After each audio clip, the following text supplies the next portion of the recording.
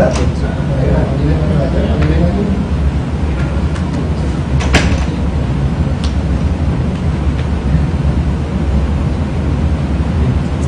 aja Pak, sini. Di pinggir, nggak boleh di pinggir. Itu nakaran Mas, sini. Ya ada. Nggak boleh sendirian Pak.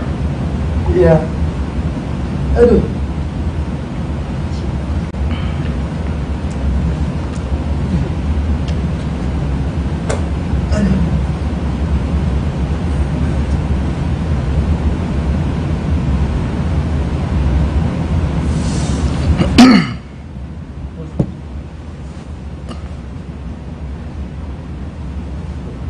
Mana? Mana? Udah siap?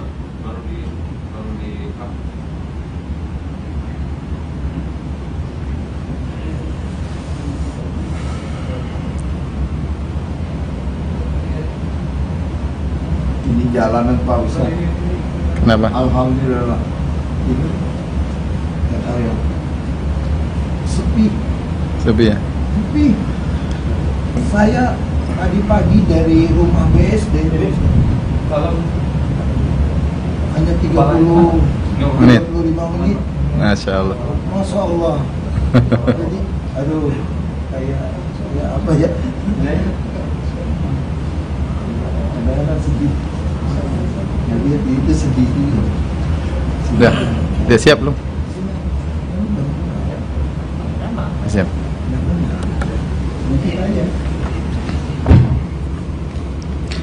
Bismillahirrahmanirrahim. Assalamualaikum warahmatullahi wabarakatuh. Waalaikumsalam warahmatullahi wabarakatuh. Innal hamdalillah nahmaduhu wa nasta'inuhu wa nastaghfiruhu wa natubu ilaihi wa na'udzu billahi min syururi anfusina wa sayyiati a'malina may yahdihillahu fala mudhillalah wa may yudlil fala hadiyalah. Asyhadu an la ilaha illallah wahdahu la syarikalah wa asyhadu anna Muhammadan abduhu wa rasuluhu la nabiyya ba'dah. Ya ayyuhalladzina amanu taqullaha haqqa tuqatih wa la tamutunna illa wa antum muslimun.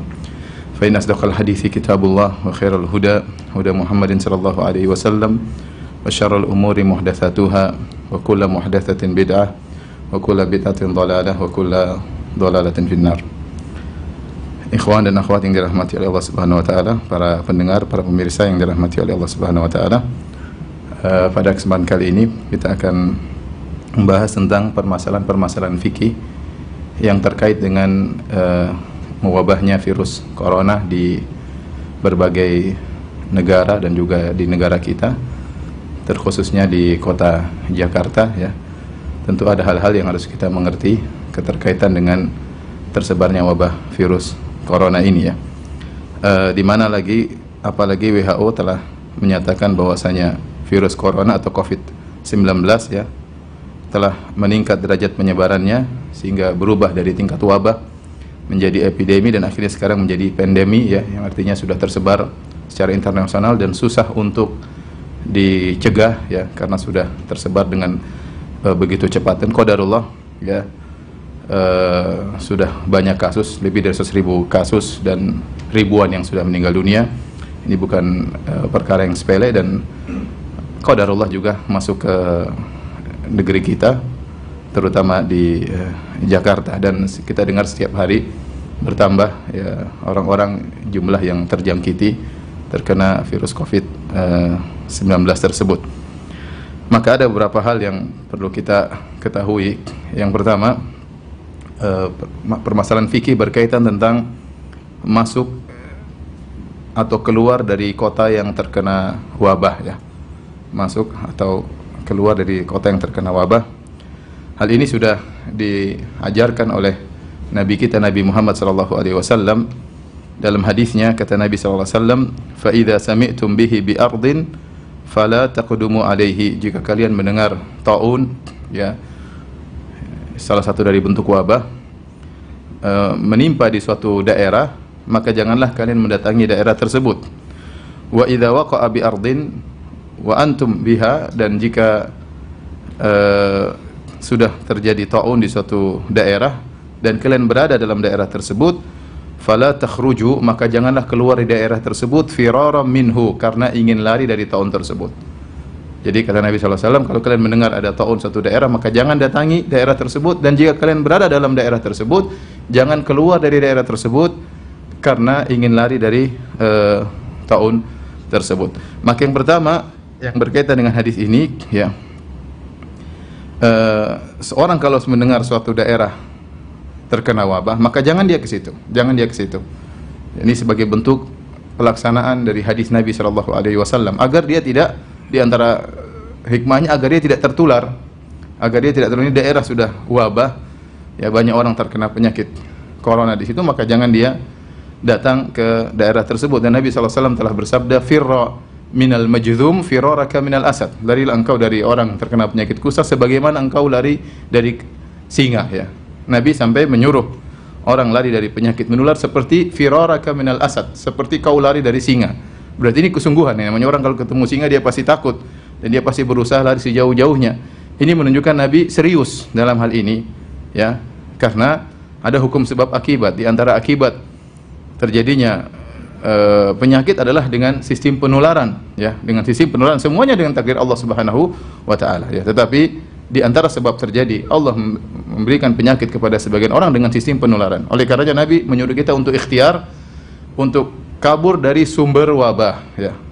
Firra minal majdzum firaraka minal asad, kata Nabi, larilah dari sumber penyakit tersebut sebagaimana kau lari dari singa. Ini menunjukkan serius, tidak dianggap sepele. Nabi larang tidak boleh masuk dalam daerah tersebut, ya.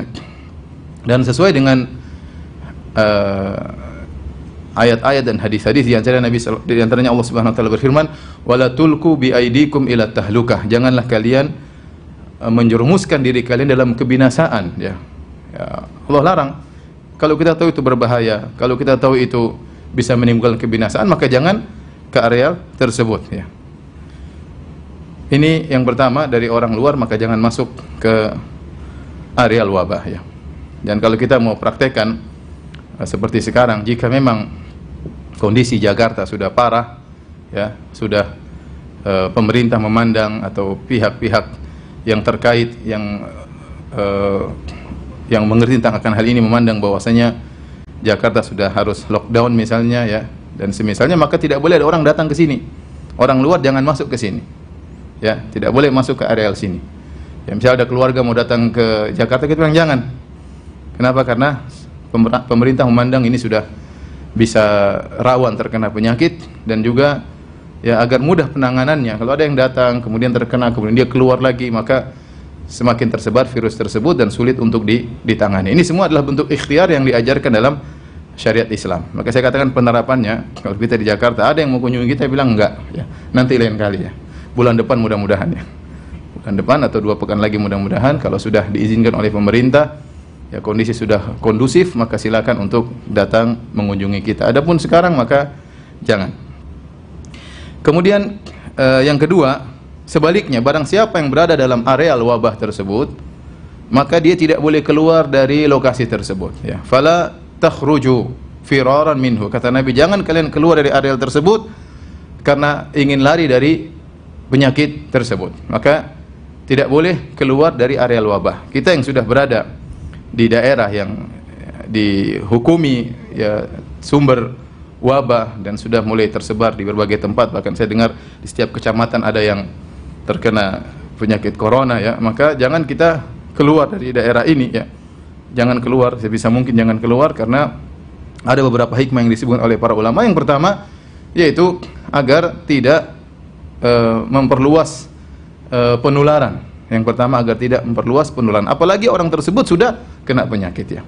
Yang tidak kena penyakit saja, yang belum divonis terjangkiti positif virus corona, tidak boleh keluar, apalagi yang sudah divonis positif virus corona, ya. Karena Nabi SAW bersabda, la turidu al-mumridha al-musih. Nabi SAW mengatakan, jangan kalian membawa onta yang sakit kepada onta yang sehat, ya.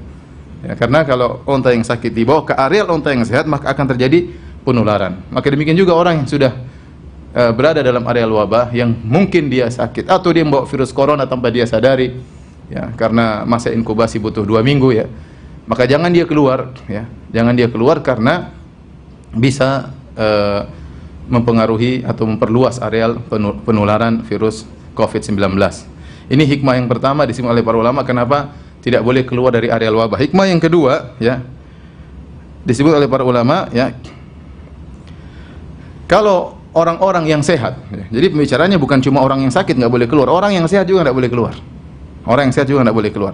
Kalau semua yang sehat kabur dari daerah tersebut ya, kemudian pergi meninggalkan daerah tersebut, yang kuat yang tidak tertular, maka lantas siapa yang mengurusi orang-orang yang sakit? Mereka butuh diperhatikan. Tatkala mereka sakit butuh diperhatikan, tatkala mereka meninggal dunia juga butuh diperhatikan, butuh disolatkan, butuh dikuburkan. Maka tidak boleh keluar ya. Yang kuat mengurusi yang sakit ya. Kalau semuanya keluar maka akhirnya orang-orang yang sakit tidak ada yang menangani. Kemudian juga di antara hikmah yang disebut oleh Ibnu Hajar dalam Fathul Bari ya, bahwasanya jika sebagian orang bertahan ya, lama-lama ya dia akan kuat menghadapi kondisi virus tersebut. Dan ini kenyataan, orang-orang yang bertahan akhirnya dia punya imun ya, dia kuat hingga dia bisa mengalahkan virus tersebut ya, setelah mengalami ya tahapan-tahapan tentunya ya, sehingga dengan kondisi yang sehat tadi dia bisa mengurusi orang-orang yang masih sakit. Kemudian juga di antaranya hikmahnya kenapa tidak boleh keluar, dikhawatirkan terjerumus dalam permasalahan akidah, yaitu perkataan seandainya ya. Karena Nabi SAW melarang, Nabi mengatakan ya bahwasanya jika seorang melakukan sesuatu ternyata tidak sesuai dengan keinginannya, fala taqul law anni fa'altu kadza lakana kadza wa kadza. Maka jangan dia berkatakan seandainya saya melakukan demikian tentu sudah begini-begini. Fa inna law taftahu amal syaitan. Karena law seandainya akan membuka pintu syaitan. Kenapa orang yang keluar kemudian dia akhirnya selamat, seandainya dia selamat, dia akan berkata ya seandainya saya tidak keluar, saya tentu akan terkena penyakit. Ya, ini apa namanya? Dilarang ya. Dilarang. Ya, kemudian juga yang di dalam sudah terkena penyakit, dia akan berkata seandainya saya keluar tadi saya mungkin selamat. Sehingga membuka lau seandainya dilarang dalam agama. Mungkin dia selamat dari virus tetapi dia terjerumus dalam kesalahan dalam akidah. Ya, dalam kesalahan dalam akidah. Yang terakhir para ulama menyebutkan di antara hikmah kenapa Anda boleh keluar dari daerah yang terkena wabah, karena orang yang sabar di daerah yang terkena wabah dia bisa mendapatkan pahala mati syahid ya. Apakah dia meninggal ataukah dia terjangkiti dan dia selamat, atau dia sehat, selama dia bersabar di daerah yang terkena wabah, ya bersabar tidak mengeluh sama sekali ya, dia tahu ini semua takdir Allah Subhanahu wa taala. Dia mengatakan la yusibana illa ma kataballahu lana, tidak akan menimpa kami kecuali yang sudah ditakdirkan oleh Allah Subhanahu wa taala, maka dia akan mendapatkan pahala mati syahid. Dan sebagaimana pernah saya jelaskan dalam tulisan sebelumnya tentang bahwasanya meninggal karena wabah corona dihukumi mati syahid ya, maka orang yang mendapatkan pahala mati syahid bukan cuma yang mati syahid ya, bahkan yang tidak mati syahid selama dia bersabar, dia menerima takdir Allah Subhanahu wa taala, tidak mengeluh sama sekali, dia juga bisa mendapatkan pahala mati syahid ya. Ibnu Hajar Al-Haytami rahimahullah berkata, anna ajra syahid innama yuktabu liman lam yakhruj min baladi ta'un. Sungguhnya pahala orang mati syahid hanyalah ditetapkan bagi orang yang tidak keluar dari daerah wabah. Wa aqama qasidan thawaballahi subhanahu wa ta'ala, dan dia menetap di daerah tersebut berharap ya pahala dari Allah Subhanahu wa taala. Rajian sidqa wa'dihi, dan dia berharap janji Allah Subhanahu wa taala. Arifan annahu in waqa'a lahu aw sarafahu anhu fa huwa bitakdirillah, dan dia ngerti dan dia sadar kalau dia terkena penyakit itu takdir Allah Subhanahu wa taala, kalau dia terhindar dari wabah tersebut juga karena takdir Allah Subhanahu wa taala. Ghairu mutadajjir bihi in waqa'a bihi, dan jika dia terkena penyakit dia tidak mengeluh, maka ini yang mendapatkan pahala mati syahid ya, terlepas apakah dia meninggal atau tidak. Oleh karena sebenarnya virus ya atau wabah ini adalah musibah, tapi dia juga ujian ya bagi orang yang bersabar menghadapinya ya, meyakini semua takdir Allah Subhanahu wa taala, tidak mengeluh ya dengan apa yang terjadi, maka dia bisa mendapatkan pahala mati syahid. Bahkan Nabi SAW menghukumi orang yang keluar dari areal wabah karena ingin lari dari virus tersebut, dari wabah tersebut, maka dihukumi dengan dosa besar, seakan-akan dia lari dari medan pertempuran. Kata Nabi SAW, al-far minat ta'un kalfar minaz zahaf. Seorang yang lari dari taun, dari wabah, seperti orang yang lari dari medan pertempuran. Dan lari dari medan pertempuran termasuk dosa besar. Ya, Nabi SAW mengatakan ijtanibu sab'am minal mubiqat. Ya, jauhilah dari 7 dosa-dosa yang membinasakan. Rasulullah SAW sebutkan di antaranya ya al-firar minaz zahaf, yaitu lari dari medan pertempuran. Lari dari medan pertempuran. Oleh karenanya ini hukum syar'i. Kalau daerah kita sudah ya terkena divonis oleh pemerintah, misalnya ini daerah wabah ya, dan mulai tersebar wabah, kita nggak boleh keluar. Kita nggak boleh keluar ya. Kalau keluar karena takut penyakit tersebut, lari dari apa? Lari dari medan pertempuran. Dosa besar. Dosa besar ya. Bersabar kalau kita selamat ya. Dengan izin Allah, kalau kita terkena dan kita sabar, kita mendapatkan pahala mati syahid ya. Baik, berikutnya yang dilarang lari dari lokasi wabah adalah jika dia keluar dari daerah wabah tersebut karena ingin menghindar dari penyakit. Karena ingin menghindar dari penyakit. Nabi SAW mengatakan firaran minhu, yaitu dia fala takhruju firaran minhu. Jangan dia keluar dari daerah tersebut karena ingin kabur dari wabah tersebut. Tetapi kalau dia keluar karena ada keperluan lain, kata para ulama enggak mengapa.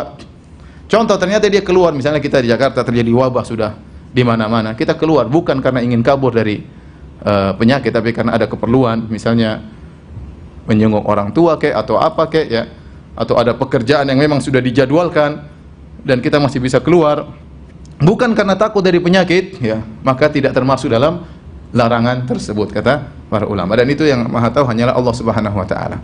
Ya, kita keluar ya pingin kabur, atau ya dengan cari-cari alasannya pingin kunjungi orang tua, ternyata pingin apa?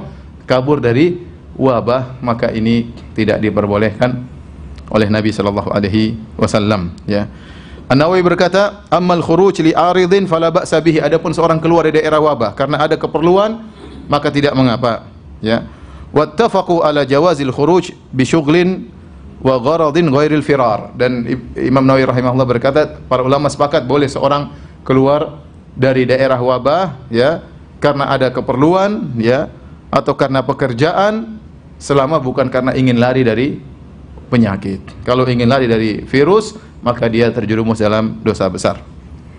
Baik, hadirin dan hadirat yang dirahmati Allah Subhanahu wa taala, berikutnya jika ternyata wabah sudah merajalela, tersebar di seluruh kota, misalnya di Jakarta sudah jadi kota wabah, di Bandung juga sudah jadi kota wabah, sudah di mana-mana orang sudah terkena wabah, kata para ulama, maka tidak mengapa bolak-balik keluar masuk antara Jakarta dengan Bandung, karena hukumnya sudah sama-sama kota apa? Wabah ya. Tidak mengapa, dia ada keperluan ke Jakarta, ke Bandung, selama masih dua. Seandainya ternyata 3 kota semuanya sudah dihukum sebagai kota wabah ya, pusat wabah, maka berpindah-pindah dari kota tersebut tidak jadi masalah ya. Karena dia bukan lari ke tempat yang sama juga terkena wabah ya. Beda kalau dia pergi ke kota D yang ternyata tidak ada penyakit dalam rangka untuk lari dari wabah, maka ini yang diharamkan ya. Oleh karenanya Ibnu Hajar Al-Haytami rahimahullah berkata, "Lau amma iqliman lam yahrumil khuruj min ba'dhi qurahu ila ba'dhin li'annahu la firara hina idin albattah." Seandainya wabah sudah meliputi seluruh negeri ya, maka tidak mengapa seorang berpindah dari satu kota ke kota yang lainnya dalam negeri tersebut, karena sudah tidak dihukumi dengan kabur dari penyakit, karena semuanya areal sudah penyakit ya. Makanya sekarang mungkin orang bertanya, "Ustaz, bolehkah kita pergi dari Jakarta?" Ya, kalau ternyata kota kita sudah dihukumi sebagai kota sumber wabah, hukum asalnya nggak boleh kita keluar, kecuali tadi ada keperluan yang benar-benar keperluan, bukan untuk lari dari penyakit. Misalnya, "Ustaz, saya ingin pergi ke pantai mana ya sama keluarga." Buat apa? Ya buat melarikan diri, ya nggak boleh. Buat liburan misalnya, ya lihat apa liburan sana ya. Kalau kamu keluar ke sana dan ingin balik lagi ya lain cerita, karena ada keperluan berarti ya.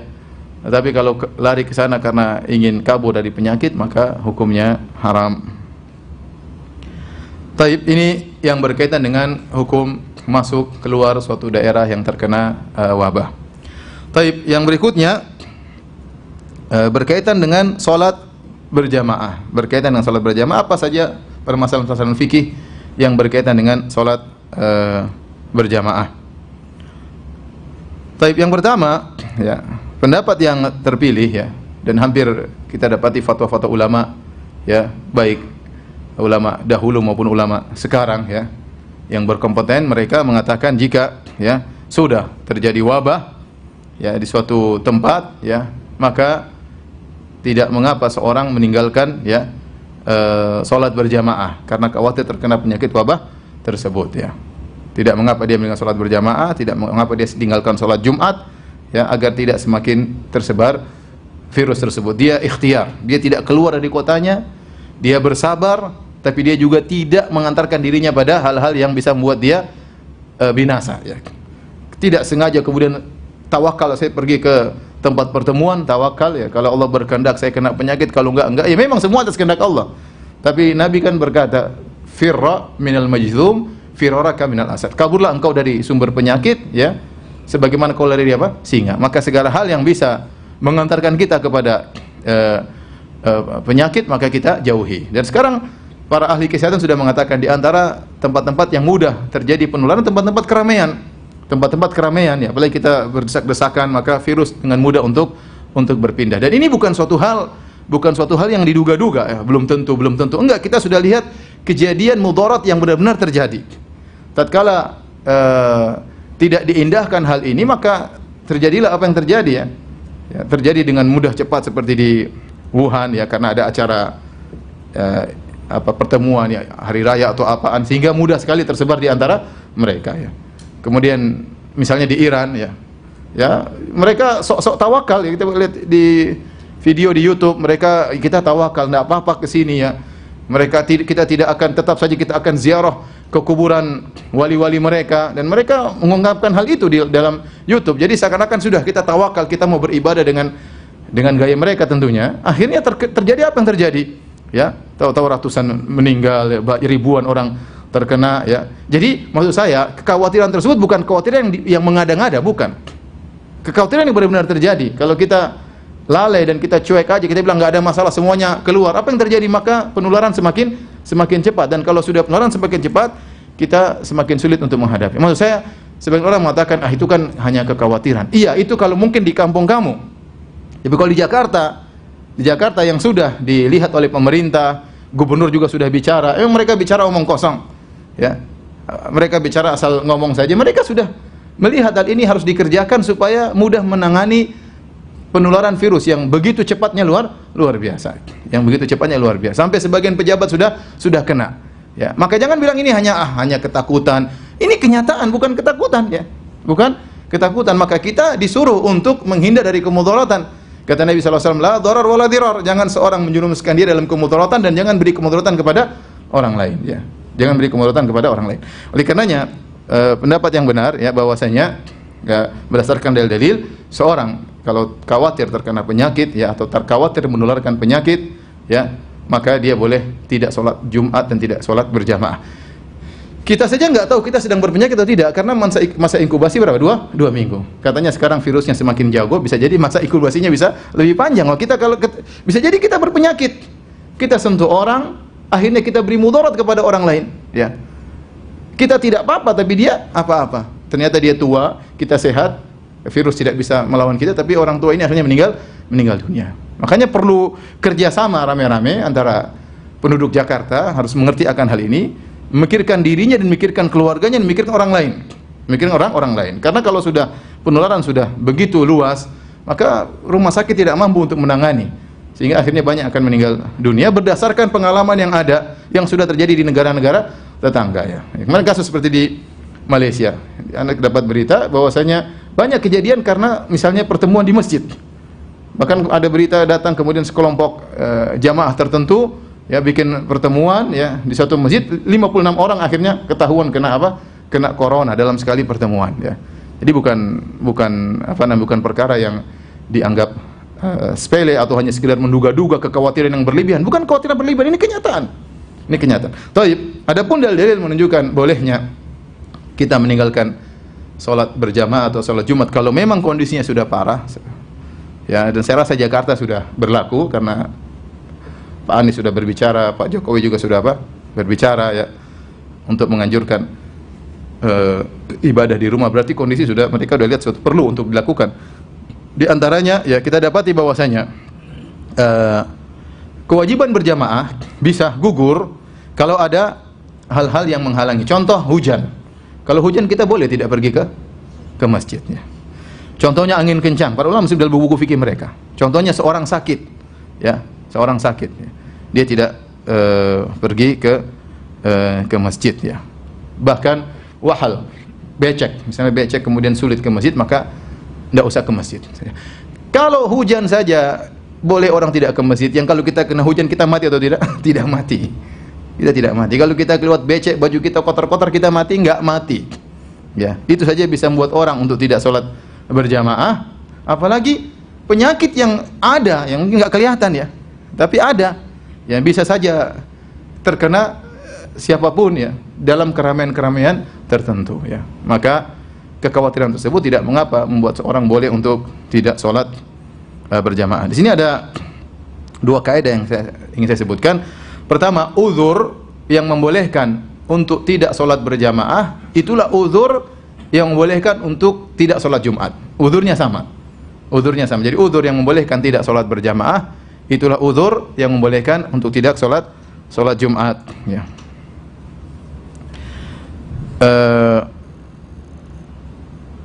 Dikatakan dalam buku Madzhab Syafi'iyah, a'dzarun fi tarkil jamaah ya a'dzarun fi tarkil jum'ah. Uzur-uzur untuk meninggalkan salat berjamaah dialah uzur untuk meninggalkan salat Jumat. Ya, fala tajibul jum'atu ala khaifin ala nafsihi. Maka tidak wajib Jumatan bagi orang yang khawatir tentang dirinya. Khawatir dirinya terkena kemudaratan, ya. Entah mungkin ada musuh, entah apa, takut terkena penyakit misalnya.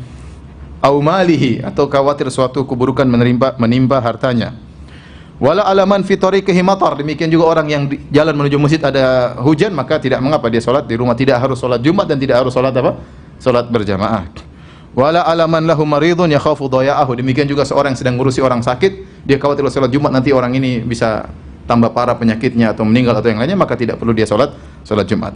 Ini yang pertama. Jadi uzur yang boleh membuat kita meninggalkan salat berjamaah, itulah uzur yang bolehkan kita untuk meninggalkan salat Jumat. Dua hal yang satu pembahasan. Kemudian kaidah yang kedua, uzur-uzur tersebut dikiaskan oleh para ulama. Datang dalam sebagian hadis misalnya karena hujan, ya. Tetapi para ulama mengumumkan, kenapa kita tidak ke masjid karena hujan? Karena masyaqqah syadidah, karena ada sesuatu yang memberatkan. Kita keluar basah kuyup misalnya, ya sudah enggak usah salat berjamaah. Ya, ternyata ilah ini sebab ini untuk meninggalkan salat berjamaah bukan hanya pada masalah hujan, tapi diumumkan oleh para ulama, dikiaskan dengan sebab-sebab yang lain, ya. Karenanya Nawawi berkata, inna babal a'dzar fi tarkil jum'ah wal jama'ati laisa makhsusan. Bahwasanya uzur-uzur untuk meninggalkan salat Jumat dan untuk meninggalkan salat berjamaah bukan uzur yang khusus. Bal kullu ma lahiqa bihi masyaqqatan syadidatan fahuwa uzrun. Bahkan semua perkara yang bisa menimbulkan kesulitan, ya, maka itu adalah uzur untuk meninggalkan salat berjamaah, untuk meninggalkan salat Jumat. Kemudian beliau berkata wal wahalu min hadza, di antaranya becek, ya. Itu di antara uzur yang bolehkan seorang untuk meninggalkan salat berjamaah dan salat Jumat. Maka, ya, kalau hujan saja bisa jadi uzur, ya. Kalau becek saja, kalau kita lihat misalnya sendal kita penuh dengan becek, kotor, itu saja bisa menjadikan uzur, apalagi penyakit yang bukan penyakit biasa. Ini penyakit yang bisa menimbulkan apa? Kematian. Bukan hanya penyakit yang menimpa kita. Kalau sudah menimpa kita, menimpa keluarga kita. Bukan hanya menimpa keluarga kita. Kalau kita tidak sadar, ternyata kita bawa virus, menimpa bisa orang sekitar kita, orang kampung yang mungkin, ya, kita akhirnya karena kita tidak perhatian, akhirnya kita menularkan penyakit kita kepada dia. Kasihan, ya. Oleh karenanya ini tidak mengapa. Dengan sebab kekhawatiran terkena virus corona, maka boleh seorang meninggalkan salat berjamaah dan salat Jumat. Al-Mardawi, salah seorang ulama dari mazhab Hambali, dalam kitabnya Al-Insaf, beliau berkata, ini nas dari para ulama. Ulama berkata, wa yu'dzaru fi tarkil jum'ah wal jama'ati al-marid. Orang yang sakit diberi uzur untuk boleh meninggalkan salat Jumat dan salat jamaah bila niza', tanpa ada khilaf di kalangan para ulama. Wa yu'dzaru aidan fi tarkihima li khaufi hudutsil marad, dan juga dibolehkan seorang meninggalkan salat berjamaah dan salat Jumat karena takut munculnya penyakit. Karena takut munculnya apa? Penyakit. Dan ini persis seperti yang kita hadapi. Persis seperti kita hadapi. Seandainya penyakit tersebut penyakit yang ringan ya, misalnya mungkin flu, ya kita nggak ada masalah ya. Bahkan tatkala terjadi penyakit wabah, misalnya DBD, demam berdarah, kita nggak begitu takut karena ya masih jelas sumbernya di mana, ciri-ciri orangnya bagaimana. Tapi corona lain, ya. Orang bisa terkena penyakit dia tidak kelihatan ciri-cirinya, masih beberapa hari dia baru kena, tapi dia sudah bisa menyebarkan virus. Ya. Ini kalau orang kena DBD ya mungkin bisa ada penyakit menular tertentu kelihatan dia mulai batuk-batuk. Ya, ternyata orang yang terkena virus corona tidak langsung dia seperti itu. Dia bisa sehat seminggu pertama, atau bisa dia bahkan sehat terus, tetapi ternyata dirinya sudah membawa penyakit ya. Maka tentu ini hal lebih mengerikan dan ternyata penyakit tersebut bisa menimbulkan kematian, Maka jika seorang meninggalkan salat Jumat atau salat berjamaah karena ketakutan akan hal ini, maka dibolehkan ya. Demikian juga tatkala kita salat, sekarang prakteknya kita salat, terkadang kita paranoid ya, pikiran kita kita tidak bisa hindari ya. Misalnya saya ngisi pengajian terakhir malam Jumat kemarin di salah satu masjid di Bekasi, rame orang, lantai 1 rame, lantai 2 rame, lantai dasar rame. Ya udah, malam Jumat kemarin saya takbir Allahu Akbar, sebelah batuk. Waduh. Ya saya mau santai aja tapi susah juga. Kemudian sebelah kiri lagi batuk. Kemudian belakang saya, ya saya tawakal tapi terpaksa tawakal, sudah mau diapain? Mau liburkan pengajian sudah nggak bisa. Ya udah, tapi maksudnya tetap saja ada pikiran apa? Terganggu, kita kekhawatiran tuh ada. Ya kalau Nabi SAW mengatakan la salata li hadrati ta'am, tidak ada salat berjamaah kalau makanan sudah hadir. Kenapa? Karena khawatir tidak khusyuk. Makan dulu kata Nabi SAW. Wala wa huwa yudafil akhbathan, orang yang menahan buang air besar, buang air kecil, menahan angin, maka tidak ada salat berjamaah baginya, suruh buang hajat dulu. Kenapa tidak ada salat berjamaah baginya? Karena dia khawatir apa? Terganggu pikirannya, terganggu, tidak khusyuk. Apalagi kemudian kita salat was-was dalam diri kita. Ya, was-was dalam syariat tidak membani kita untuk seperti ini, untuk kemudian nekat ya, meskipun was-was, tapi saya katakan, saya berbicara tentang diri saya saja ya, tetap saja ada apa? Was-was ya. Sebelumnya ya, sekitar 4 minggu yang lalu saya pergi ke Singapura ya, sudah ada orang terkena virus. Saya pergi ke Johor, sudah ada orang kena virus corona di sana, tapi saya tidak ada paranoid ya, karena saya maksudnya belum separah yang disebutkan sudah ada orang-orang kena penyakit corona. Tapi begitu saya sudah di sini, kemudian ada pengumuman dari pemerintah secara resmi, jumlah yang semakin bertambah, belum lagi ada laporan-laporan di luar dari laporan pemerintah misalnya, maka ya wajar kalau kemudian orang khawatir. Itu wajar ya. Maka ini di antara hal yang menguatkan, ya sudah, kalau daripada kamu sholat was-was terus ya, was-was terus, ada orang tiba-tiba samping, aduh, bingung kita gini gimana ini, mau kita ya, kemudian dia misalnya, kemudian dia bersin juara, kita jadi gelisah ya, sudah mending di rumah aja ya. Sholat juga was-was ya, mau sholat imamnya batu-batu, biasanya kalau imam sudah batu, jamaahnya latah, batu-batu semuanya, dan kita akhirnya was-was ya. Wajar, kita manusia ya, mau diapain nih? Maka tidak mengapa kita sholat di rumah. Dan ini juga berdasarkan kaidah daf'ul mawdhar muqaddamun ala jalbil masalih, bahwasanya menolak kemudaratan diutamakan daripada mendatangkan kemaslahatan. Memang sholat berjamaah maslahat ya, ada yang mengatakan wajib sholat berjamaah, ada yang mengatakan sunnah, sholat Jumat juga maslahat. Tapi kalau ada mudarat yang bukan mudarat yang dipersangkakan, tapi benar-benar terjadi ya, seandainya kita mengatakan semua sholat nggak ada masalah, bisa jadi parah. Ini coba, mungkin ada yang mengatakan tidak mengapa sholat berjamaah, sholat Jumat kerjakan saja, ramai pengajian kerjakan saja, nggak ada masalah. Coba kalau kita nggak peduli dengan seruan pemerintah, semua bikin pengajian, ya bisa jadi virus makin tersebar. Ya, kamu aja penakut, saya nggak. Ya kalau kamu saja misalnya bikin pengajian, mungkin nggak parah. Tapi kalau semua orang tidak mengindahkan anjuran pemerintah, saya bikin pengajian sehari 3 kali, rame sana, rame sini, rame ustadz yang fulan lagi, yang ustadz lain juga demikian, sholat berjamaah rame terus, ya benar, khawatir kenyataannya, dan sudah terjadi di negara lain ya. Saya dapat Malaysia, di antara sebab terjadi penyebaran virus adalah di masjid-masjid ya. Ada saya bilang tadi, pertemuan kelompok orang bikin pengajian, akhirnya terkena virus. Ini terjadi ya.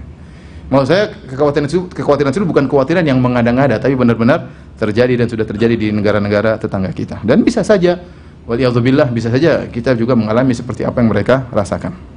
Baik, alhamdulillah ada fatwa dari ulama Al-Lajnah Ad-Daimah yang dikeluarkan pada tanggal 7 Rajab 1441 Hijri atau 12 Maret 2020 berkaitan dengan fatwa-fatwa tentang orang-orang terkena berkaitan dengan corona. Ya, kita tahu di Saudi belum separah seperti Kuwait, ya.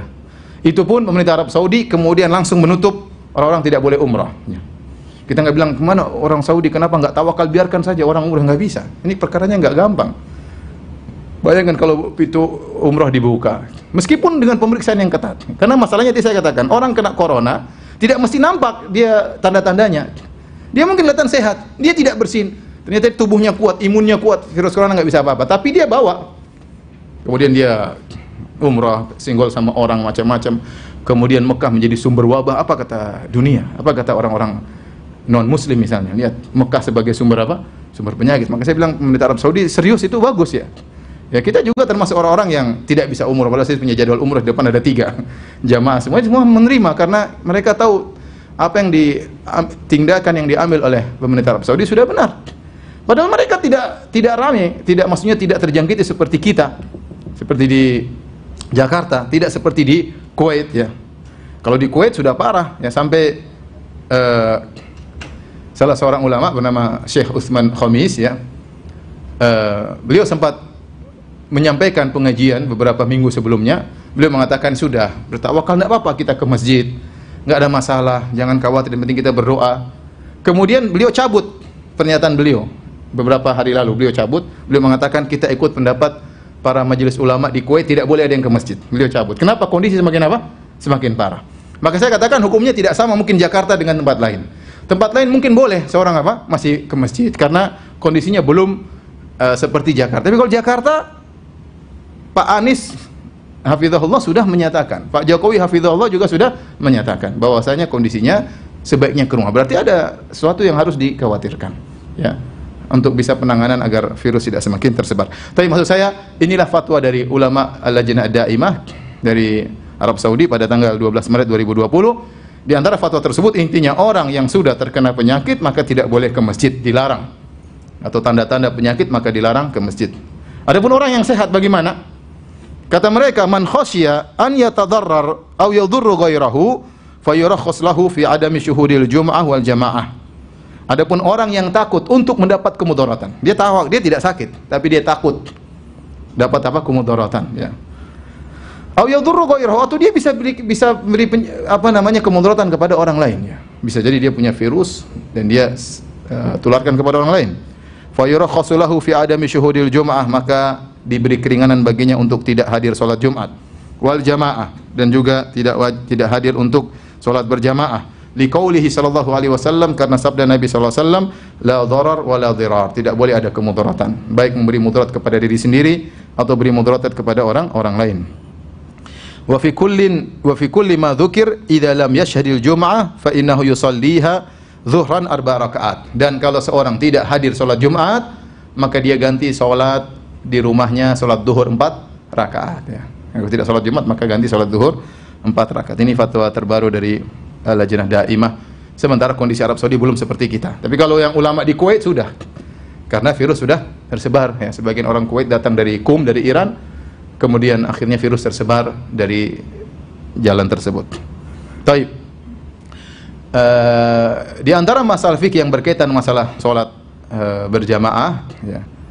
Apakah boleh seorang muadzin tatkala kondisi wabah sudah semakin parah, kemudian ada penegasan dari pemerintah untuk mengucapkan ala sallu fi rihalikum atau sallu fi buyutikum, salatlah di rumah kalian, ya. Maka boleh tentunya, ya. Boleh tentunya, ya, sebagaimana kalau datang hujan atau angin kencang, maka seorang muadzin boleh menambahkan dalam azannya sallu fi buyutikum, salatlah kalian di rumah-rumah kalian. Salatlah misalnya hujan kencang, salat di rumah, ya. Dan itu sunnah mengucapkan demikian. Demikian angin kencang atau sesuatu yang berbahaya, sallu fi buyutikum, salatlah di rumah-rumah kalian, ya. Maka demikian juga kalau sudah wabah dikhawatirkan, ya, dengan berkumpul di masjid bisa menimbulkan perkumpulan apapun, ya, mau di masjid mau dimanapun, ya, bisa menimbulkan penularan, maka tidak mengapa seorang muadzin mengucapkan sallu fi buyutikum. Saya ingatkan lagi bahwa ini hukum berbeda satu kota dengan kota yang lainnya. Mungkin misalnya kota di mana, di Lombok, ya tentu tidak sama Jakarta. Mereka belum apa-apa, silakan jalankan kegiatan seperti biasanya ya. Karena yang bisa menentukan itu parah atau tidak pemerintah. Ya, mereka yang punya peralatan dan punya sistem untuk mengetahui ini sudah pada tingkatan berbahaya atau tidak, perlu melarang masyarakat untuk berkumpul atau tidak. Kita tinggal taat kepada apa? Pemerintah. Kalau pemerintah mengatakan sudah hindari perkumpulan, ibadah di rumah masing-masing, ya kita kerjakan saja. Apalagi MUI ternyata juga sudah mengeluarkan apa? Fatwa. Kemudian di antara permasalahan fikih, bolehkah sholat memakai masker? Ya. Hukum asal sholat memakai masker atau menutup mulut, ya, atau menutup mulut begini, sholat sambil diem atau dengan menutup sesuatu di mulut, hukum asalnya makruh. Ya. Dalam satu hadis Rasulullah SAW melarang an yughtiya rajulu fahu, melarang seorang menutup mulutnya tatkala sedang sholat. Apa hikmahnya? Khilaf di kalangan para ulama mazhab. Ada yang mengatakan seperti ulama Hanafiyah, maksudnya orang yang beribadah sambil menutup mulut seperti orang-orang Majusi, dan kita dilarang untuk bertasyabbuh meniru orang Majusi. Ya. Kemudian juga ada yang mengatakan ini adalah bentuk gulu, berlebih-lebihan dalam ibadah. Makanya wanita juga kalau sholat jangan pakai cadar ya. Ngapain sholat pakai cadar? Ya sudah, kalau sholat buka cadarnya, kecuali di depan para lelaki yang bukan mahramnya, dia boleh sholat pakai cadar karena ada keperluan. Tapi kalau di rumah jangan pakai cadar. Bentuk gulu fiddin, berlebih-lebihan, ekstrim dalam beragama. Sebagian ulama lagi mengatakan sholat sambil menutup wajah adalah bentuk takabur, kesombongan. Intinya ini sebab yang disebut oleh para ulama ada 3 selama saya baca tadi. Pertama karena tasyabuh dengan orang-orang Majusi yang beribadah sambil menutup mulut. Yang kedua adalah berlebihan dalam agama. Yang ketiga adalah takabur, bentuk sombong dalam beribadah. Beribadah kita buka wajah di hadapan Allah Subhanahu wa taala. Tapi para ulama 4 mazhab mengatakan hukumnya makruh. Kalau seorang sholat tutup mulutnya, sholatnya tetap sah dan dia melakukan satu hal yang makruh. Tidak sampai pada haram, apalagi membatalkan sholat. Tetapi kalau ada keperluan, maka tidak mengapa seorang sholat sambil menutup mulutnya. Di antaranya disebutkan oleh banyak ulama, di antaranya Al-Khattabi, misalnya seorang tatkala dia menguap, maka dia boleh tutup mulut. Kan sunahnya seorang menguap tutup apa? Mulut. Dalam sholat dia menguap, dia tutup mulut. Boleh karena ada keperluan. Kemudian juga ulama yang lain menyebutkan di antara keperluan, misalnya seorang bekerja, pekerjaannya membutuhkan tutup mulut, ya, dia tidak lepas setelah dia bekerja, mungkin ada apa-apa, atau dia pekerjaannya di tengah padang pasir yang debu kesana kesini, maka dia sholat sambil tutup mulutnya, tutup hidungnya, nggak ada masalah. Demikian juga karena penyakit, baik khawatir terkena virus atau khawatir menularkan virus, maka tidak ada masalah seorang sholat sambil menutup mulutnya atau menutup hidungnya. Hukum asalnya makruh, tetapi kalau ada kebutuhan maka hilang kemakruhan tersebut. Kemudian masalah berikutnya, hukum kunut nazilah di saat wabah menyebar. Ini sudah ada fatwa dari Majelis Ulama Indonesia tentang dianjurkan untuk apa kunut nazilah. Tentu mau ikut fatwa MUI silahkan, tapi secara umum ini masalah khilaf di kalangan para ulama. Masalah khilaf di kalangan para ulama. Ya. Secara umum para ulama sepakat untuk kunut nazilah. Kunut kalau ada musibah boleh. Semua mazhab, 4 mazhab membolehkan kunut kalau ada musibah, ya. Yang khilaf kalau kunut subuh, kalau tidak ada apa-apa kunut subuh tiap hari itu ada khilaf. Tetapi kalau ada musibah kemudian imam kunut, maka ini sepakat ulama. Cuma mereka khilaf bagaimana kalau musibah tersebut ternyata wabah. Apakah boleh kunut atau tidak? Secara umum 2 pendapat. Jumhur ulama mengatakan boleh. Semua hal yang dikhawatirkan, semua musibah bentuknya apapun, boleh seorang untuk kunut, ya. Boleh seorang untuk apa? Kunut, ya. Karena musibah banyak. Ada musibah peperangan, ada musibah musuh datang, ada musibah musim kekeringan, kemarau, ada musibah wabah misalnya, maka boleh kunut, ya, untuk menghilangkan wabah. Adapun mazhab Hambali sebagaimana dikatakan oleh Al-Bahuti, ya, dia mengatakan la yaqnut li raf'il waba fil azhar, bahwasanya tidak kunut, ya, gara-gara untuk menghilangkan wabah, menurut pendapat yang kuat. Li'annahu lam yathbutil qunut bihi lam yathbut al-qunut fi ta'un amwas wala fi ghairihi wa li'annahu syahadatun lil akhyar wala yus'alu raf'uhu. Kata beliau, kenapa? Karena tidak ada dalil para sahabat tatkala tertimpa taun, ya, kemudian mereka taun amwas, ini taun yang terjadi pada abad 18 Hijriah di salah satu daerah di negeri Syam, satu kota disebut Amwas, sehingga dinisbahkanlah nama taun tersebut, wabah tersebut kepada kota tadi, ya. Para sahabat tidak melakukan kunut, ya. Ya. Saya cerita tentang taun Amwas ini. Taun Amwas ini terjadi di zaman Khalifah Umar bin Khattab radhiyallahu anhu, tatkala menjadi khalifah abad 18 Hijriah. Ketika itu yang menjadi gubernur di negeri Syam adalah Abu Ubaidah bin Al-Jarrah, sahabat radhiyallahu anhu yang termasuk dari al-Asyra al-Mubasysyirina bil Jannah, 10 orang sahabat yang jin masuk surga. Di antaranya Abu Ubaidah bin Al-Jarrah radhiyallahu ta'ala anhu. Dia jadi gubernur. Ketika itu terjadi wabah taun di negeri Syam, ya. Maka Umar menulis surat, Umar khalifah menulis surat kepada Abu Ubaidah bin Al-Jarrah, ya, agar membuat orang-orang naik ke atas. Jangan menetap di daerah bawah karena wabah bisa semakin tersebar. Suruh naik ke gunung-gunung. Ya. Bahkan Umar menyuruh dia datang ke Madinah, ya. Tetapi Abu Ubaidah tidak mau. Dia tidak mau. Dia tidak menjalankan perintah Umar. Bahkan dia belum terkena wabah, dia berdoa. Ya, sungguhnya ini wabah, ya. Dan dia berkata, as'alullaha an yuksim minhu li hadzan li, ya. Kata dia, ya aku berdoa kepada Allah agar aku terkena wabah tersebut, karena ini adalah mati syahid dan dia kena wabah. Akhirnya Abu Ubaidah bin Al-Jarrah meninggal dunia. Kemudian digantilah dengan gubernur berikutnya, Mu'adz bin Jabal radhiyallahu anhu, sahabat yang mulia juga. Kemudian terkena wabah lagi, sama daerah tersebut di negeri Syam terkena wabah. Maka Mu'adz bin Jabal sama, dia berdoa, dia khutbah di hadapan rakyatnya, di hadapan orang-orang. Dia berkata, aku berdoa kepada Allah agar wabah ini mengenaiku dan mengenai keluargaku. Dan ternyata dia kena wabah. Kayak ingin apa? Mati syahid. Dia kena wabah dan kemudian kena, dua istrinya juga kena, anaknya juga kena. Tapi disebutkan sebelum dia meninggal dia melihat tangannya, dia mengatakan, aku ingin keluar dari dunia tanpa ada sedikit pun dunia di tanganku. Dan akhirnya meninggal dunia. Kemudian diganti dengan gubernur yang ketiga, Amr bin Al-As radhiyallahu ta'ala anhu. Amr bin Al-As radhiyallahu anhu ketika datang wabah, dia punya sikap yang lain. Dia sama dengan Umar bin Khattab radhiyallahu anhu, maka dia menyuruh para orang-orang masyarakat untuk naik ke gunung-gunung, ya. Dia mengatakan, sungguhnya wabah ini yashta'il ishti'alan nar, bahwasanya wabah ini menyala seperti nyala api. Pergilah kalian ke gunung-gunung, ya, ke gunung-gunung agar wabah tidak mengenai. Akhirnya mereka naik ke gunung. Mereka tidak ke kota yang lain, tapi menghindar ke gunung-gunung. Akhirnya wabah tersebut diangkat oleh Allah Subhanahu wa taala, dan kabar ini sampai kepada Umar bin Khattab dan Umar tidak mengingkari. Artinya Umar membenarkan perbuatan siapa? Amr bin Al-As radhiyallahu taala anhu. Taun tersebut, wabah tersebut membuat sahabat-sahabat meninggal sampai 25.000 sampai 30.000 orang meninggal tatkala itu. 25.000 sampai 30.000 orang terus meninggal. Bahkan disebutkan di antaranya puluhan anak-anak Anas bin Malik meninggal dalam kasus wabah tersebut. Ini dijadikan dalil oleh ulama Hanabilah bahwasanya tidak perlu kunut, ya, tatkala terkena wabah. Kenapa? Karena wabah adalah syahadah, pahalanya mati syahid. Maka kita kenapa minta kepada Allah agar menghilangkan kesempatan untuk dapat pahala mati syahid? Maka tidak perlu kunut.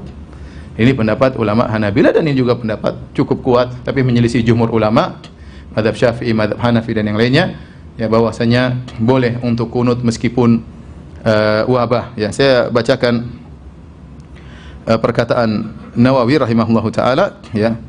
As-sahih masyhur annahu in nazalat nazilatun ka'aduwin wa qahtin wa wabain, ya, wa atshin wa dhararin zahir fil muslimin wa nahwi dzalik qanatu fi jami' shalawatil maktubah. Pendapat yang masyhur, ya, bahwasanya jika terjadi musibah menimpa kaum muslimin, baik datangnya musuh yang menyerang atau musim kemarau atau wabah atau kehausan yang luar biasa atau kemudaratan apapun, maka boleh mereka kunut salat dalam salat 5 waktu. Dan ini juga disebut oleh Syirbini dalam Mughnil Muhtaj, ya, yusannul qunutu ba'da tahmid fi i'tidali akhiratin sa'iri ay baqi al-maktubat lin nazilah allati nazalat ka'an nazala bil muslimin khaufun aw qahtun aw wabaun aw jaradun aw nahwuha. Disunahkan untuk kunut setelah sami Allahu liman hamidah pada rakaat yang terakhir, i'tidal, sami Allahu liman hamidah baru baca doa kunut, ya. Dan di salat 5 waktu seluruhnya. Jika terjadi musibah menimpa kaum muslimin, baik ketakutan atau musim kemarau atau wabah atau belalang yang datang kemudian merusak tanaman atau yang semisalnya. Ini pendapat jumhur ulama. Oh, alam bisawab, saya lebih condong pada pendapat jumhur ulama. Ini yang difatwakan oleh MUI Indonesia, bahwasanya tidak mengapa kita kunut nazilah dalam rangka mengangkat wabah, ya. Meskipun itu adalah sebab untuk mati syahid. Sama, mereka sepakat, 4 mazhab sepakat. Kalau ada musuh datang menyerang, boleh kunut nggak? Boleh kunut nggak kalau musuh datang menyerang? Mereka sepakat boleh. Mereka cuma khilaf masalah apa? Wabah. Bukankah musuh kalau datang menyerang sebab mati syahid? Sebab mati syahid nggak? Tapi boleh kita berdoa agar musuh dikalahkan. Ya boleh. Oleh karenanya yang benar kita dianjurkan untuk berdoa kapan saja. Berdoa kapan saja. Antum sakit, benar sakit itu menghilangkan dosa-dosa. Tapi boleh nggak kita berdoa agar sakit kita hilang? Boleh. Padahal sakit adalah penyebab gugurnya dosa. Jangan kita bilang, udah sakit aja dosa semakin berguguran. Kita boleh berdoa. Dan tetap aja sakit tersebut mengena dosa tetap berguguran. Sama dengan wabah, kita sabar. Kita bersabar, kita boleh berdoa agar hilang penyakit tersebut. Kalau kena, kita dapat pahala mati syahid, ya. Tetapi boleh kita berdoa untuk menghilangkan ketakutan atau wabah tersebut. Taib, kalau kita memilih pendapat, kalau memilih pendapat tidak kunut, ya selesai, nggak ada masalah. Cukup dengan doa-doa keseharian, ya. Mungkin dalam khutbah Jumat, kemudian dai-dai, khotib-khotib berdoa agar diaminkan oleh para jamaah, ya. Selesai mazhab Hambali. Tapi kalau kita milih pendapat jumhur bahwasanya boleh kunut, maka kapan kita kunut? Ada khilaf di kalangan mereka. Ada khilaf di kalangan mereka. Seperti mazhab Hanafiyah mengatakan hanya kunut di salawat jahriyah, salat isya, salat maghrib sama salat subuh. Ya. Adapun mazhab Syafi'i, mazhab Hambali, ya, kalau kunut nazilah boleh seluruh salat kecuali salat Jumat. Kecuali salat Jumat. Kata mereka Jumat enggak perlu kunut karena imam khatib sudah berdoa di mimbar, jadi enggak perlu kunut. Pendapat yang dipilih oleh mazhab Syafi'i maksudnya kunut dalam setiap salat, ya. Mau salat 5 waktu, salat sirriyah, salat jahriyah, demikian juga salat Jumat. Lantas bagaimana kalau kita salat sirriyah, imam tetap misalnya salat duhur, maka pada rakaat keempat, maka dia berdoa kunut dengan suara yang didengar dan makmum mengaminkan, ya. Dan ini kita praktekkan di Madinah. Kunut nazilah. Ketika ada penyerangan di Palestina, ketika ada penyerangan di mana, ya, masjid-masjid pada kunut. Ya, saya sering kunut nazilah di kota Madinah. Bahkan salat duhur, salat asar kita kunut. Ya, kita kunut mendoakan saudara-saudara kita yang sedang ditimpa dengan musibah, meskipun tidak diekspos, tapi demikianlah praktek masyarakat di Madinah seperti itu. Ya, kalau ada musibah besar maka mereka kunut 5 waktu. Ya, kita kunut salat duhur, kunut salat asar, bukan cuma salat subuh. Baik. Permasalahan berikutnya, hukum memakai hand sanitizer, ya, apa baca bahasa Inggrisnya gimana? Hand sanitizer. Ya sudah, itulah ya. Hand sanitizer yaitu pembersih tangan, ya. Masalahnya pembersih tangan hand sanitizer itu mengandung alkohol 60% atau 70%. Nah, apakah kalau kita sudah pakai hand sanitizer, kita mau sholat perlu dicuci ataukah sholat wudu kita batal? Jawabannya tidak, ya. Wudu tidak batal dan tidak perlu dicuci, langsung sholat, nggak ada masalah, ya. Karena hand sanitizer bukan khamar. Khamar bukan alkohol. Pendapat yang benar, tidak semua alkohol itu apa?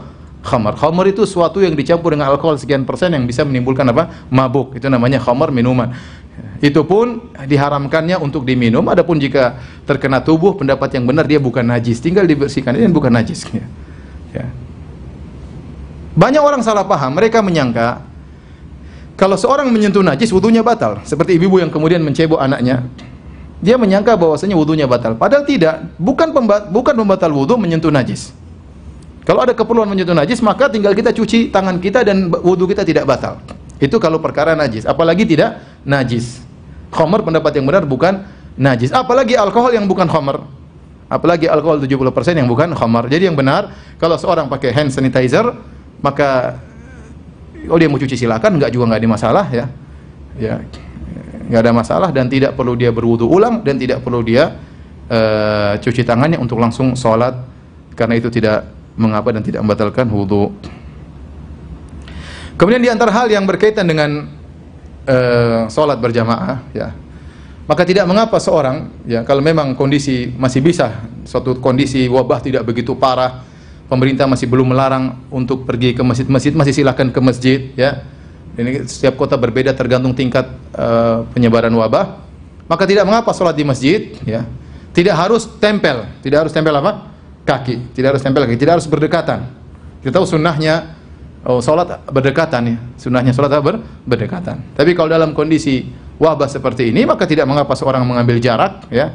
Seorang mengambil jarak dalam sholatnya jika memang kondisinya sudah mengharuskan demikian. Jika tidak, maka kita kembali hukum asal, yaitu kita dempet. Rasulullah SAW senang sholat makmumnya dalam kondisi apa? Rapat. Namun jika sudah divonis bahwasanya kota tersebut ada wabah yang mungkin untuk menular, maka tidak mengapa kita mengambil jarak dalam sholat. Ya, ini lihat situasi dan kondisi, ya. Dan ini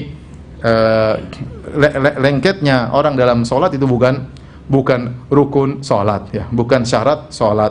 Seandainya kalau ditinggalkan, ya, ada khilaf apakah wajib atau sunnah. Apakah wajib atau sunnah? Kalau wajib pun ditinggalkan karena ada sesuatu, tidak ada masalah. Apalagi hanya sunnah, ya, ditinggalkan karena ada suatu keperluan, maka tidak jadi masalah, ya. Ini kalau dalam kondisi demikian. Kalau tidak ada apa-apa, maka kita kembali kepada hukum asal, kita sholat dalam kondisi merapatkan saf.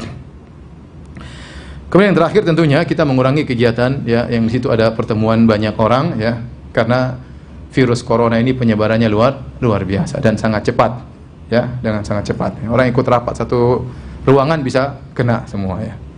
Ya, sangat mudah. Ini tidak ada yang mengingkari akan hal ini, ya. Oleh karenanya segala hal yang memungkinkan timbul pertemuan, maka kita hindari, kecuali benar-benar di screening, kita sudah saling mengenal, ya, maka tidak mengapa, ya. Dan tidak harus kita berjabat tangan, ya. Ketemu, ya, sudah. Tidak perlu kita salam begini, nggak perlu, ya. Nggak perlu kita salam kaki, nggak perlu kita salam, nggak perlu. Udah, kita salam mulut aja sudah cukup, ya. Salam mulut itu yang diutamakan, doa assalamualaikum, ini doa, semoga engkau selamat, semoga saya selamat dari virus corona. Ya, kita berdoa assalamualaikum warahmatullahi wabarakatuh. Biasanya kita hanya sekedar ngucap, kali ini kita ngucap sambil kita niatkan kita doain kawan kita, ya. Assalamualaikum warahmatullahi wabarakatuh. Dan dia juga jawab dengan serius, waalaikumsalam warahmatullahi wabarakatuh. Semoga Allah memberikan kau keselamatan. Di antaranya keselamatan dari virus corona, ya. Adapun jabat tangan sunnah, ya, kalau ternyata tidak bisa dilakukan maka tidak mengapa, ya. Ditinggalkan karena ada kekhawatiran dan yang lainnya. Tapi di akhir pengajian saya ingin sampaikan bahwasanya, ya, tentu ini hal yang menyedihkan bagi kita semua, ya. Siapa yang tidak ingin sholat di masjid berjamaah? Siapa yang tidak ingin dapat pahala 27 kali lipat? Saya sedih, pengajian saya libur semua, ya. Ya, semua orang sedih, ya. Saya tidak bisa umrah, ya. 3 grup jamaah saya semua, ya, jamaah pertama 90 orang, yang kedua sampai 400 orang, ya, gagal semua, ya. Yang ketiga wallahu alam bisa berangkat atau tidak, ada hampir 60 orang. Ya, saya juga pingin tawaf, saya juga pingin berdoa di Masjid Nabawi, saya juga pingin berdoa di depan Ka'bah. Semuanya sedih. Pengajian saja libur, saya pun sedih. Tapi bagaimana lagi, ya? Tetapi hal yang membuat kita menghibur diri kita adalah sabda Nabi SAW dalam Sahih Bukhari, "Idza maradal abdu aw safar kutiba lahu ma kana ya'malu minhu muqiman sahihan." Kata Nabi SAW, jika seorang sakit atau dia bersafar, maka tetap dicatat bagi dia pahala yang biasa dia kerjakan tatkala dia sehat, tatkala dia tidak bersafar. Maksudnya bagaimana? Misalnya kalau kita sehat, kita biasa pergi sholat berjamaah. Tatkala kita sakit, tidak bisa sholat berjamaah, tetap kita dapat pahala sholat berjamaah. Biasanya kalau kita tidak safar, kita sholat malam, kita sholat qobliyah, ba'diyah. Tatkala kita safar, nggak sempat kita sholat malam, nggak sholat qobliyah dan ba'diyah, tetap saja kita dapat pahala seakan-akan kita sedang sholat malam, seakan-akan kita qobliyah dan ba'diyah. Maka saya katakan, orang yang kebiasaannya sholat berjamaah di masjid, yang kebiasaannya sholat Jumat, yang kebiasaannya hadiri pengajian, ya, yang biasanya kalau ketemu dengan kawan-kawan berjabat tangan dengan penuh kemesraan, maka mudah-mudahan pahala mereka terus mengalir, ya. Pahala terus mengalir. Dan kita mudah-mudahan cuma libur 2 minggu atau maksimal 1 bulan, mudah-mudahan. Kalau kita bekerja sama rame-rame, ini bisa dihadapi dan tidak, dengan izin Allah, tidak berkepanjangan. Tapi kalau kita semua cuek, sehingga penularan semakin berpindah-pindah, sehingga tidak bisa kita batasi 2 minggu. Karena kalau kita tidak, akhirnya ada yang baru kena lagi, butuh 2 minggu lagi dia. Ada yang kena lagi setelah 2 minggu, butuh lagi 2 minggu, akhirnya berkepanjangan. Tapi kalau kita rame-rame berusaha menjalankan arahan dari pemerintah, ya, dan insya Allah mereka serius, ya, tidak, ini berdasarkan data-data yang mereka miliki, ya, maka mudah-mudahan dalam 2 minggu, 3 minggu, sebulan, ya, kegiatan kita yang sekarang kita liburkan, ya, kebahagiaan yang biasanya kita rasakan, ya, bisa kembali lagi, ya. Dan ini adalah ujian dari Allah Subhanahu wa taala. Kita ingat kepada Allah Subhanahu wa taala, wala nabluwannakum bi syai'in minal khaufi wal ju'i wa naqsin minal amwali wa anfusi wath thamarat wa basyirus sabirin. Kata Allah, sungguh kami akan menguji kalian dengan sedikit, ya, kurangnya harta, kurangnya hasil bumi, buah-buahan, meninggalnya sebagian orang-orang yang dicintai, ya, sedikit ujian, tidak banyak. Maka wasyirus sabirin, berilah kabar gembira kepada orang-orang yang sabar. Maka di akhir pengajian ini saya ingatkan kepada diri saya sendiri sebagai pemateri dan juga kepada para pemirsa sekalian untuk bertakwa kepada Allah Subhanahu wa taala.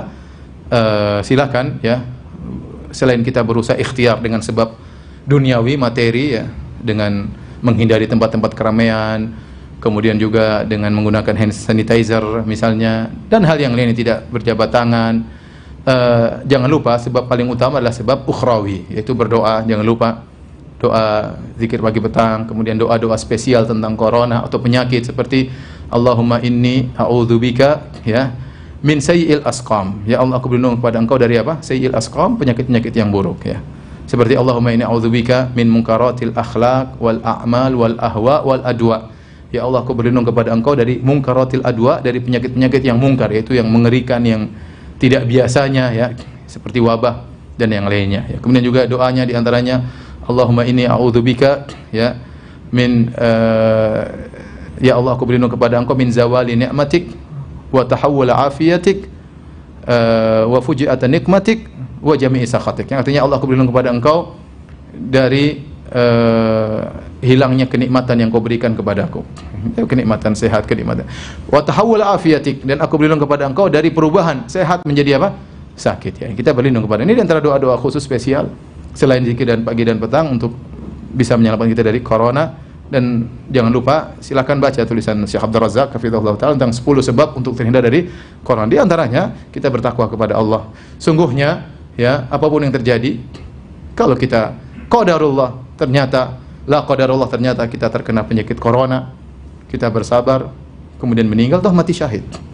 Lihat para sahabat tadi, bahkan mereka ingin meninggal karena apa? Penyakit wabah, ya. Ya. Kita tidak iman seperti mereka mungkin. Tidak berdoa, ya Allah, kenakanlah aku corona. Kita enggak seperti mereka, ya. Ya. Tetapi kalaupun terkena, kita bersabar, ya. Kita enggak tahu kalau kita hidup lebih panjang, apakah kebaikan yang kita lakukan atau kemaksiatan yang kita lakukan. Maka apapun yang terjadi, apa kita sehat ataukah kita terkena penyakit, kita bersabar kepada Allah Subhanahu wa taala dan jangan menggampangkan masalah-masalah ini, kemudian meremehkan, ya. Oh, tenang, penyakit ini nggak bisa kena Indonesia orangnya kuat-kuat misalnya, ya.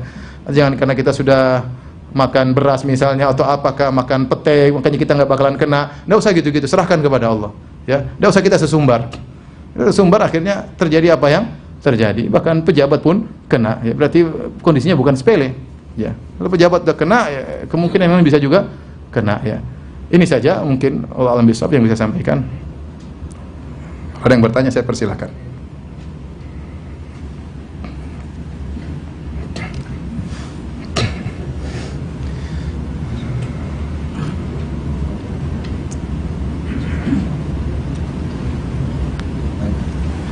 Materi yang saya sudah sampaikan semuanya sudah ada di insya Allah di bekalislam.com. Bekalislam.com insya Allah nanti disebarkan linknya.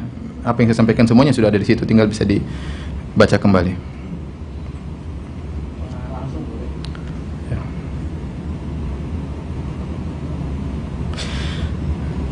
Ini pertanyaan berkaitan dengan masalah sakit. Apabila orang tua kita sebelum meninggal mengalami sakit terlebih dahulu dan ada sholat yang tidak dikerjakan selama sakit, apakah ada ketentuan untuk bayar fidyah? Ini tidak ada. Ini disebut oleh sebagian fuqaha, tapi adalah perkara bid'ah yang tidak pernah disebutkan oleh fuqaha mutaqaddimin. Para fuqaha yang terdahulu nggak ada yang menyebut. Ini muncul di fuqaha mutaakhirin, ya, bahwasanya kalau orang tidak sholat maka bayar fidyah, dan ini tidak benar, ya. Cukup kita berdoa kepada Allah agar mengampuni, ya, orang tua kita. Tidak perlu bayar fidyah berapa sholat yang dia tinggalkan. Tapi ada yang bertanya? Kalau tidak ada maka ada.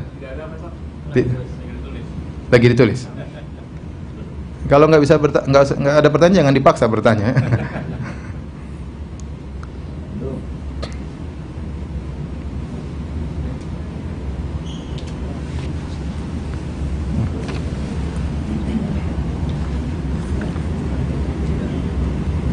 Ustadz, bagaimana kalau mayat meninggal karena corona? Bagaimana cara pengurusannya? Ya itu kembali kepada, saya kurang tahu, tapi bagaimana pihak kesehatan menghadapi kasus seperti ini. Jelas dikubur ya, bukan dibakar ya. Jelas siapa dikubur. Mungkin perlu penanganan khusus, misalnya dimasukkan dalam plastik tertentu atau apa, nggak ada masalah. Ini darurat semuanya ya. Darurat semuanya ya, kemudian kalau sudah disterilkan ya atau bagaimana ya, kita tetap sholatkan. Dia butuh doa untuk kita doakan ya. Intinya ini perlu pembahasan khusus ya. Saya sampai sekarang saya tidak tahu bagaimana apa yang terjadi pada orang terkena corona, bagaimana mayatnya, sejauh mana mayat tersebut masih memiliki penularan, apa bisa ditangani dengan cara tertentu, saya tidak tahu. Ini dokter mungkin yang lebih tahu ya. Di balik itu tentu ada fikih tersendiri. Allah alam bisawab. Ada lagi yang bertanya?